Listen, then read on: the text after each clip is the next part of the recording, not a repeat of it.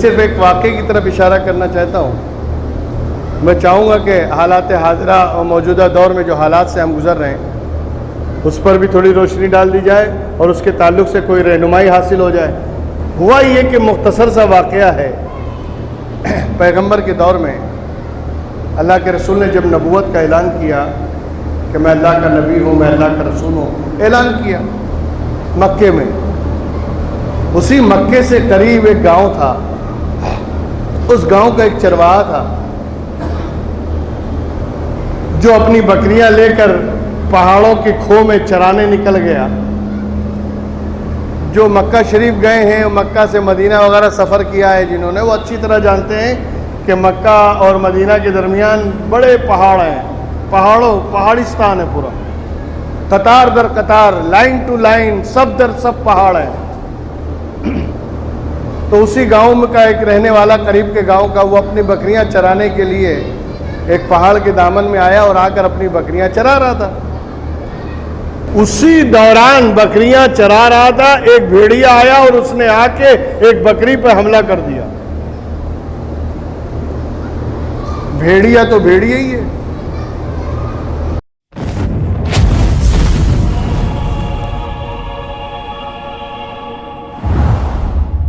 صرف ایک واقعے کی طرف اشارہ کرنا چاہتا ہوں۔ میں چاہوں گا کہ حالات حاضرہ اور موجودہ دور میں جو حالات سے ہم گزر رہے ہیں اس پر بھی تھوڑی روشنی ڈال دی جائے اور اس کے تعلق سے کوئی رہنمائی حاصل ہو جائے۔ لیکن یہ رہنمائی اسی وقت حاصل ہوگی جب ہم پڑھیں گے، اور جب پڑھیں گے تبھی تو علم آئے گا، اور جب علم آئے گا تبھی تو روشنی ملے گی کہ ہمیں کرنا کیا ہے ایسے حالات میں، ایسے ماحول میں۔ کوئی نسخہ ہے کہ نہیں اپنے بچاؤ کے لیے، اپنی ڈیفنس کے لیے ہم کریں تو کیا کریں؟ صرف ایک واقعہ بڑا مختصر ہے، لیکن ہر واقعے کے پیچھے کوئی نہ کوئی وجہ تو ہوتی ہے نا۔ واقعہ کیوں بیان کیا جاتا ہے؟ تاکہ اس سے ہم پریرنا لیں، سبق لیں۔ بھائی بزرگوں کے بھی واقعات بیان کیے جاتے ہیں تو مزہ لینے کے لیے نہیں، بلکہ واقعات بیان کرنے کے پیچھے مقصد یہ ہوتا ہے کہ ہمیں اس سے سیکھ کیا مل رہی ہے، کیا سبق مل رہا ہے۔ اور یہ پیغمبر کے دور کا واقعہ ہو، نبی کے دور کا ہر واقعہ، نبی کے دور کا ہر سانحہ، نبی کے دور کی ہر حکایت، ہر اسٹوری، وہ ہمارے لیے سبق ہے۔ نبی سے متعلق ہر حدیث، نبی کے عمل سے متعلق ہر سنت ہمارے لیے لائق عمل ہے، بلکہ واجب العمل ہے۔ اب واقعہ تو بڑا مشہور ہے، سنا بھی ہوگا کئی بار آپ نے، لیکن اسی واقعے سے آج ہم سبق لے سکتے ہیں کہ نہیں؟ لیکن سبق اسی وقت لیں گے جب واقعہ معلوم ہو، واقعہ اسی وقت معلوم ہوگا جب ہمیں علم ہو، اور علم اسی وقت ہوگا جب پڑھیں۔ ہوا یہ کہ مختصر سا واقعہ ہے، پیغمبر کے دور میں اللہ کے رسول نے جب نبوت کا اعلان کیا کہ میں اللہ کا نبی ہوں، میں اللہ کا رسول ہوں، اعلان کیا مکے میں۔ اسی مکے سے قریب ایک گاؤں تھا، اس گاؤں کا ایک چرواہا تھا جو اپنی بکریاں لے کر پہاڑوں کی کھو میں چرانے نکل گیا۔ جو مکہ شریف گئے ہیں، مکہ سے مدینہ وغیرہ سفر کیا ہے جنہوں نے، وہ اچھی طرح جانتے ہیں کہ مکہ اور مدینہ کے درمیان بڑے پہاڑ ہیں، پہاڑستان ہے پورا، قطار در قطار، لائن ٹو لائن، سب در سب پہاڑ ہیں۔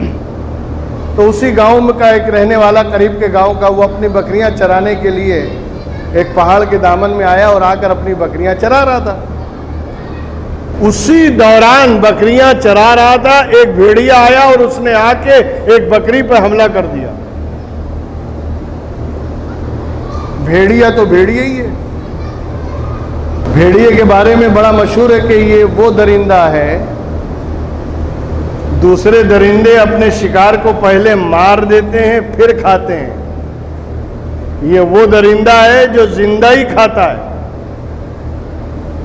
مارتا نہیں ہے، زندہ نوچ نوچ کے کھاتا ہے۔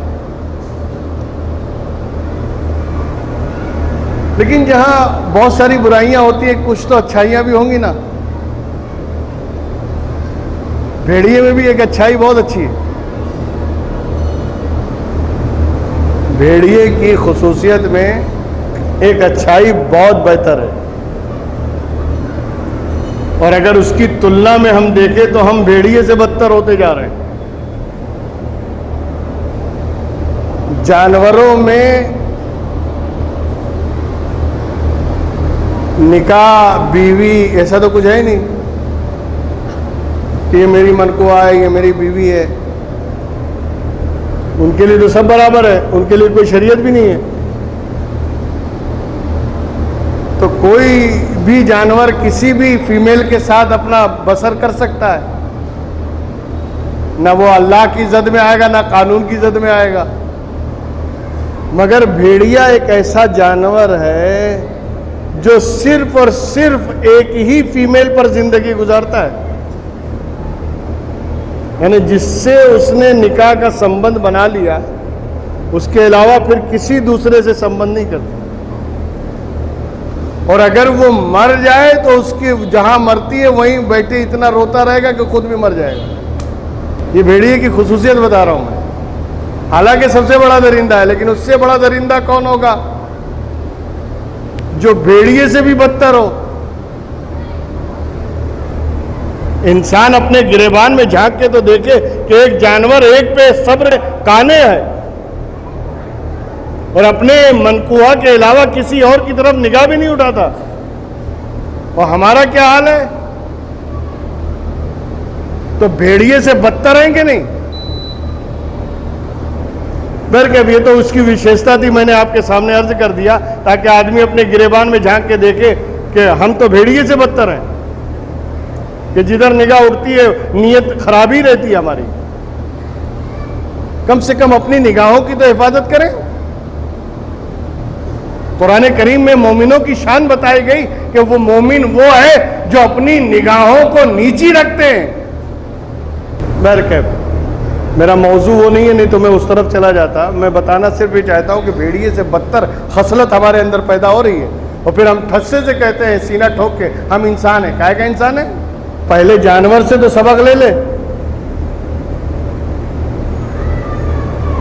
بہرحال بھیڑیا آیا اور اس نے آ کے حملہ کیا. جیسے ہی حملہ کیا بکری کو پکڑا اور چرواہے نے دوڑ کے جو مارا ہے مار کے اس کے منہ سے بکری کو چھین لیا.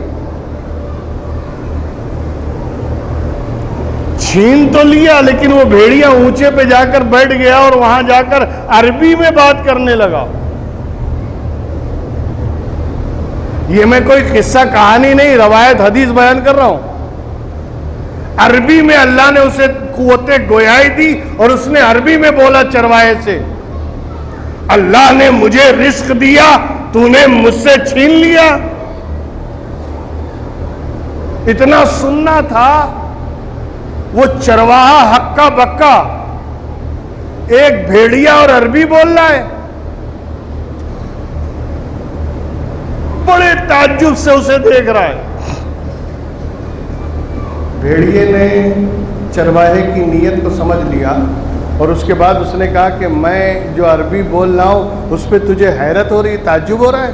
کہا حیرت کی بات تو ہے ہی ہے، تعجب کی بات ہے. کہا مجھے تو تجھ پر حیرت ہو رہی ہے. بھیڑیا بولا مجھے تو تجھ پر حیرت ہو رہی ہے کہ اسی پہاڑ کے پیچھے مکہ شہر میں نبی آخر الزماں تشریف لے آئے اور ابھی تک تو ایمان نہیں لایا، ابھی تک تو نے کلمہ نہیں پڑھا، ان کی نبوت و رسالت کا تو نے اقرار نہیں کیا. اب جب یہ سنا تو دل میں شوق پیدا ہوا کہ کون نبی ہیں جو تشریف لائے ہیں اور جن کے آنے کی برکت یہ کہ بھیڑیے عربی بول رہے ہیں. دل میں اشتیاق پیدا ہوا تو بھیڑیے نے کہا اگر تو اس نبی سے ملنا چاہتا ہے جا مل کر آ جا، میں تیری بکریوں کی حفاظت کرتا ہوں. اب اس کے اندر شوق تو تھا، یہ لپک گیا اب ملنے کے لیے. چلا اور پہاڑ کو عبور کر کے جب مکہ شہر میں پہنچا تو وہاں جا کے پوچھا کہ بھئی کس نے نبوت کا اعلان کیا ہے، کون نبی جلوہ گر ہوئے؟ किसी ने बताया मोहम्मद इब्न अब्दुल्ला का, कहाँ मिलेंगे? फला जगह। जब वहां पहुंचे तो नबी अपने चंद मानने वालों के साथ बैठे थे। ये जैसे ही पहुंचा इसने कहा आप अल्लाह के नबी हैं? अल्लाह के रसूल ने फरमाया हाँ बेशक मैं अल्लाह का नबी हूँ और अल्लाह ने मुझे रसूल बनाकर भेजा है। कहा मुझे भी इस्लाम में दाखिल कर लें, मुझे भी अपने दामन में ले लें। अल्लाह के रसूल ने कलमा पढ़ाया, उन्हें तौहीद का सबक दिया, जो तालीम करने का तरीका था रसूल ने तालीम की। और उसके बाद जब ये उठने लगे तो पैगंबर मुस्कुराए और मुस्कुरा के फरमाया आराम से जाना, भेड़िया तुम्हारी बकरियों की निगरानी कर रहा है, आराम से जाओ, घबराना नहीं, भेड़िया तुम्हारी बकरियों की हिफाजत कर रहा है।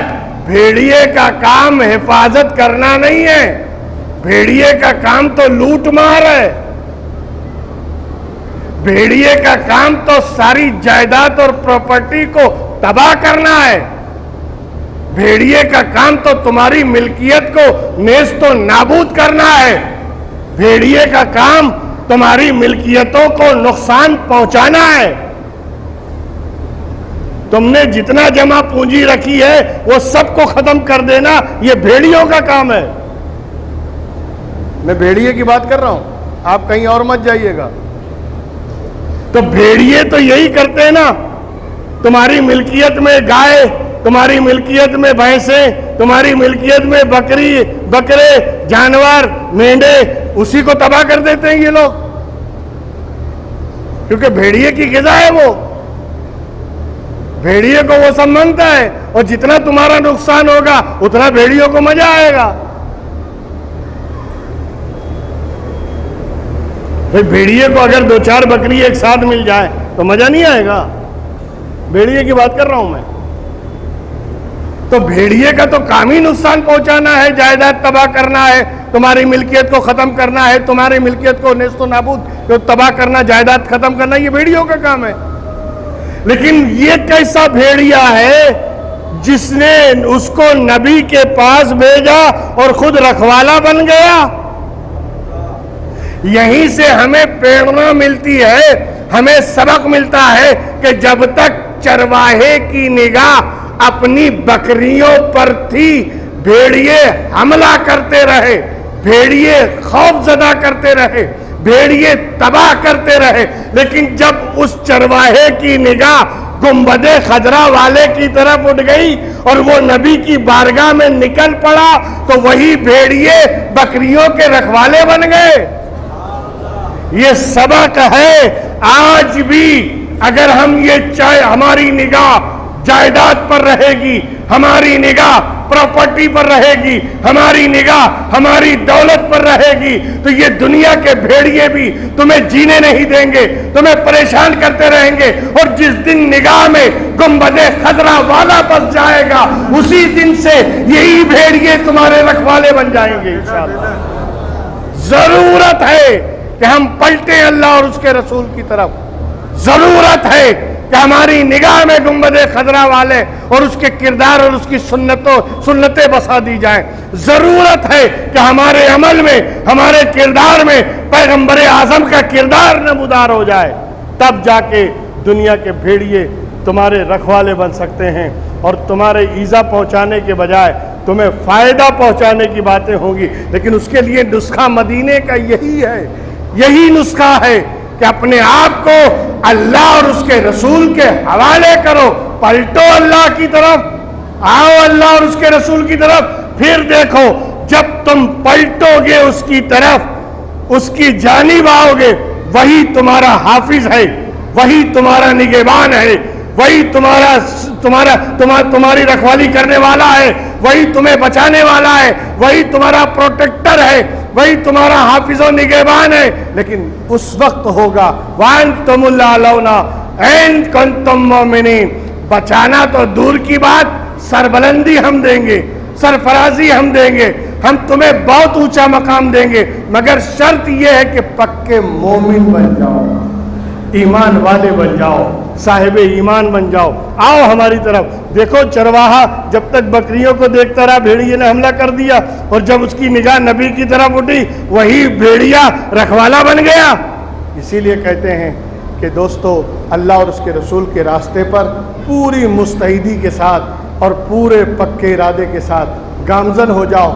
یہی بچاؤ کا راستہ ہے, یہی حفاظت کا راستہ ہے, یہی نگہبانی کا راستہ ہے. بچانے والا پروردگار, مدد فرمانے والا وہی ہے, نصرت و حمایت کر. آپ ذرا تھوڑے ٹھنڈے دل سے سوچیں, جو سازشیں ہیں, جو پلاننگ ہے, جو انداز ہے, جو سامنے طاقت ہے, جو سامنے پاور ہے, جو سامنے قوت ہے, کتنے پاورفل ہیں. چاہے تو چٹکی میں مسل کے رکھ دیا جائے, ہے نا, مگر اس کے باوجود بچا کے رکھا ہے. تو جب گنہگار ہیں, بدکار ہیں, تب اس کا کرم کا یہ عالم ہے, اور جب نیکوکار بن جائیں گے تو اس کے کرم کا عالم کیا ہوگا. جب ہم اس کے فرما بردار بن جائیں گے پھر اس کی حمایت و نصرت کا عالم کیا ہوگا. اسی سے اندازہ لگا لینا چاہیے اور آج ہی سے ارادہ کریں. انشاءاللہ ہم اپنی زندگی میں انقلاب لائیں گے, ہم اپنی سوچ میں انقلاب لائیں گے, اور مصطفیٰ جان رحمت کے نقش قدم پر اپنے دن و رات گزار کر اللہ اور اس کے رسول کی خوشنودی حاصل کریں. اس لیے کہ اسی کی رضا میں سب کچھ ہے. دنیا بھی آبادی ہے, آخرت میں بھی آبادی ہے.